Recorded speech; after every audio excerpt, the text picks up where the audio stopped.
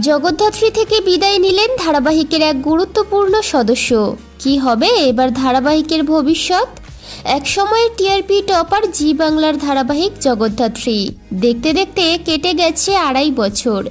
এখনও রমরমিয়ে চলছে এই মেগা। জানা যাচ্ছে আচমকাই এই মেগা ছাড়লেন প্রধান সদস্য। হঠাৎই ধারাবাহিক ছেড়ে দিলেন পরিচালক সুকমল নাথ।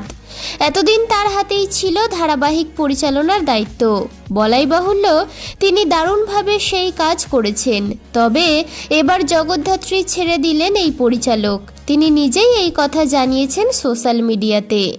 যেহেতু পরিচালক বিদায় জানিয়েছেন, তবে কি এখানেই থামছে জগদ্ধাত্রীর পথ চলা, নাকি অন্য পরিচালক দায়িত্ব নেবেন জগদ্ধাত্রীর? এ বিষয়ে এখনও কিছু স্পষ্ট করে জানায়নি চ্যানেল কর্তৃপক্ষ।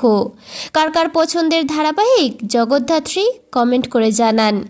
টেলিপাড়ার এমনই আরও আপডেট পেতে চ্যানেলটি সাবস্ক্রাইব করে সঙ্গে থাকুন।